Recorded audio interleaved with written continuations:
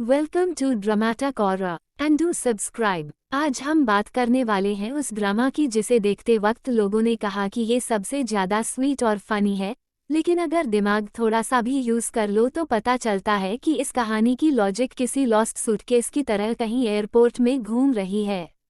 नाम है business proposal. अब ये ड्रामा देखने में तो इतना क्यूट लगता है कि व्यूअर को लगेगा कि लाइफ में रोमांस का फूल खिल गया है, लेकिन जैसे ही आप थोड़ा ध्यान से स्टोरी को देखते हो तो लगता है कि राइटर ने स्क्रिप्ट नहीं बल्कि फैंटेसी डायरी लिख दी है। सबसे पहले तो स्टोरी शुरू होती है हमारी हीरोइन शिन्हारी से, जो एक सिंपल मिडिल क्लास गर्ल है और एक फूड कंपनी में काम करती है।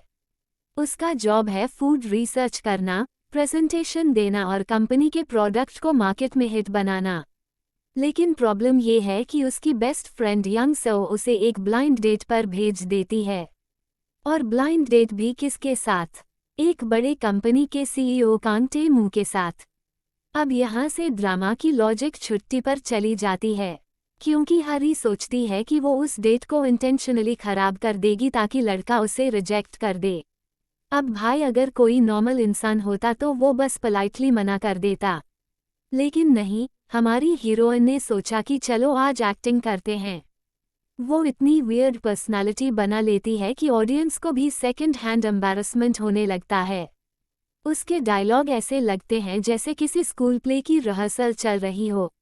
लेकिन शौक ये है कि सीईओ साहब को ये बिहेवियर इंटरेस्टिंग लगने लगता है। मतलब आदमी इतना बड़ा बिजनेसमैन है, करोड़ों का डील करता है, लेकिन एक ऑकवर्ड एक्टिंग देखकर इम्प्रेस्ड हो जाता है। अब बात करते हैं कांग टे-मू की। ये आदमी ड्रामा में इतना परफेक्ट दिखाया गया है कि अगर परफेक्शन का अवार्ड मिलता तो ये खुद ही जूरी बन जाता। कंपनी का सीईओ, इंटेलिजेंट, हैंडसम, डिसिप्लिन्ड और हर काम में जीनियस। लेकिन प्रॉब्लम ये है कि उसकी जीनियस पावर सिर्फ बोर्डरूम तक ही लिमिटेड है। जैसे ही रोमांस का सीन आता है, उसका ब्रेन एयरप्लेन मोड में चला जाता है। सबसे फनी चीज़ है डिस्गाइज वाला कॉन्सेप्ट। हरी एक विग पहनती है, थोड़ा हैवी मेकअप करती है और सडनली वो पहचान में नहीं आती। और ये वही लड़की है जो उसी कंपनी में काम करती है जहां सीईओ डेली मीटिंग करता है। मतलब ऑफिस में वो रोज सामने घूमती है, लेकिन सीईओ उसे पहचान नहीं पाता। यहाँ व्यूअर को लगता है कि शायद कंपनी में फेशियल रिकॉग्निशन सॉफ्टवेयर बंद है। अगर कोई रियल लाइफ ऑफिस होता तो सिक्योरिटी गार्ड भी पहचान लेता कि ये वही एम्प्लॉय है। लेकिन ड्रामा की दुनिया में विग का पावर इतना स्ट्रॉन्ग है कि सीईओ की इंटेलिजेंस भी छुट्टी पर चली जाती है। अब आते हैं ड्रामा के सबसे आइकॉनिक ऑकवर्ड मोमेंट पर। जब हरी अपने फेक पर्सनालिटी में ब्लाइंड डेट पर जाती है तो वो ऐसी बातें करती है कि व्यूअर का पॉपकॉर्न भी शर्म से गिर जाए।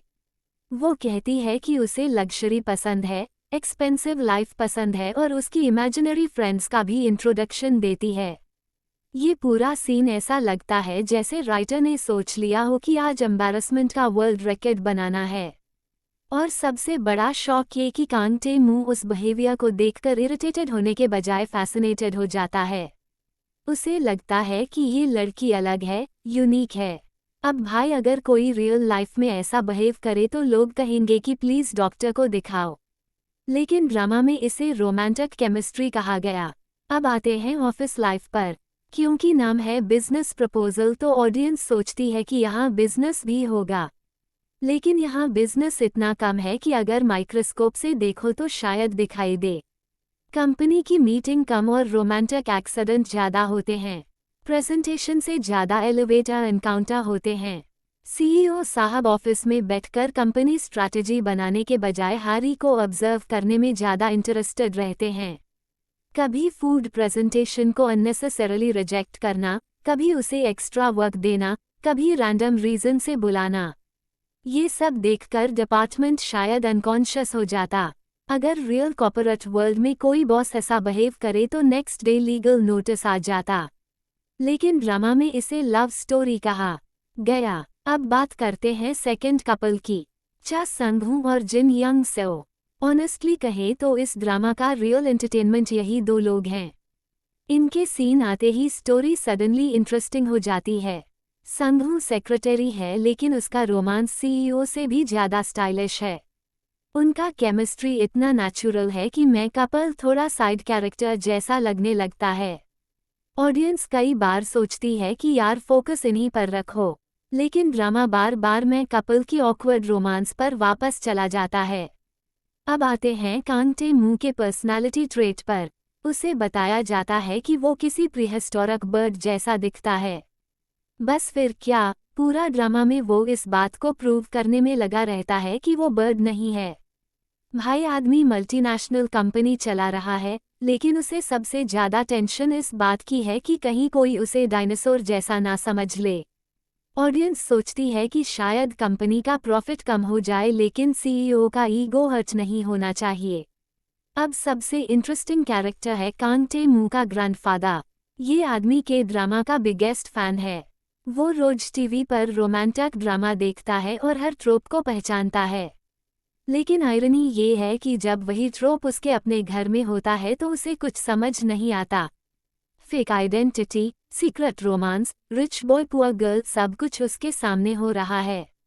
लेकिन वो इतना शॉक्ड बिहेव करता है जैसे ये कॉन्सेप्ट उसने लाइफ में पहली बार देखा हो। अब अगर हम लॉजिक की बात करें तो इस ड्रामा में कोइंसिडेंसेस की फैक्ट्री चलती है। हर इम्पॉर्टेंट मोमेंट पर कैरेक्टर्स अचानक सेम प्लेस पर मिल जाते हैं, चाहे रेस्टोरेंट हो, ऑफिस कॉरिडोर हो, पार्क हो या हॉस्पिटल।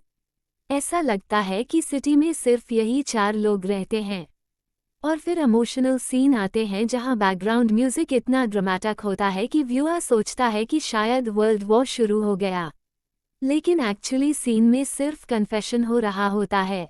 अब हारी की बेस्ट फ्रेंड यंग सेओ की बात करें तो वो रिच फैमिली से है, लेकिन उसका पर्सनालिटी सरप्राइजिंगली ग्राउंडेड है। वो रेबेलियस है, इंडिपेंडेंट है और अपनी लाइफ डिसीजंस खुद लेना चाहती है। उसका कैरेक्टर में कपल से ज़्यादा रिलेटेबल लगता है। लेकिन फनी बात यह है कि जब भी वो सीरियस कॉन्वर्सेशन करने जाती है, स्टोरी अचानक कॉमेडी बन जाती है। अब कांग टे-मू की डेटिंग स्ट्रैटेजी पर भी बात कर लेते हैं। उसका तरीका बहुत यूनिक है। वो रोमांटिक डेट प्लान करने के बजाय कॉम्प्लिकेटेड सिचुएशन क्रिएट करता है ताकि हारी सच बोलने पर मजबूर हो जाए। कभी कॉन्ट्रैक्ट रिलेशनशिप का आइडिया, कभी सरप्राइज विजिट, कभी फेक सिनेरियो। व्यूअर सोचता है कि ये रोमांस है या डिटेक्टिव इन्वेस्टिगेशन। अब ऑडियंस को दिखाया जाता है कि दोनों धीरे धीरे क्लोज हो रहे हैं, लेकिन कई बार उनका इंटरैक्शन इतना ऑकवर्ड होता है कि लगता है दो स्ट्रेंजर्स फोर्स्ड कॉन्वर्सेशन कर रहे हैं। लेकिन क्रेडिट देना पड़ेगा एक्टर्स को, क्योंकि उन्होंने स्क्रिप्ट की अब्सर्डिटी के बावजूद परफॉर्मेंस इतनी चार्मिंग दी कि ऑडियंस कनेक्टेड रही। अब आते हैं फूड रिसर्च डिपार्टमेंट पर। हारी का जॉब सपोजिडली बहुत इंपॉर्टेंट है क्योंकि कंपनी फूड इंडस्ट्री में है, लेकिन फूड एक्सपेरिमेंट से ज़्यादा ड्रामा एक्सपेरिमेंट होते हैं। किचन में रेसिपी से ज़्यादा रोमांटिक टेंशन पकती है। कई बार प्रेजेंटेशन सीन ऐसे लगते हैं जैसे कुकिंग शो और रोमांटिक कॉमेडी का मिक्स बना दिया गया हो। अब अगर हम पूरे ड्रामा को समराइज करें तो ये एक ऐसा वर्ल्ड है जहां कोइंसिडेंस नॉर्मल है, डिस्गाइज मैजिकल है और कॉर्पोरेट ऑफिस एक डेटिंग प्लेग्राउंड बन जाता है। फिर भी ऑडियंस इसे एंजॉय करती है क्योंकि कैरेक्टर्स एंटरटेनिंग हैं और कॉमेडी टाइमिंग अच्छी है। लेकिन अगर आप थोड़ा लॉजिकल माइंडसेट लेकर देखो तो हर एपिसोड में इतने सवाल पैदा होते हैं कि शायद पूरा नोटबुक भर जाए। फिर भी मानना पड़ेगा कि बिजनेस प्रपोजल एक ऐसा ड्रामा है जो क्लीशे को इतना कॉन्फिडेंटली यूज करता है कि व्यूअर इरिटेट होने के बजाय हंसने लगता है।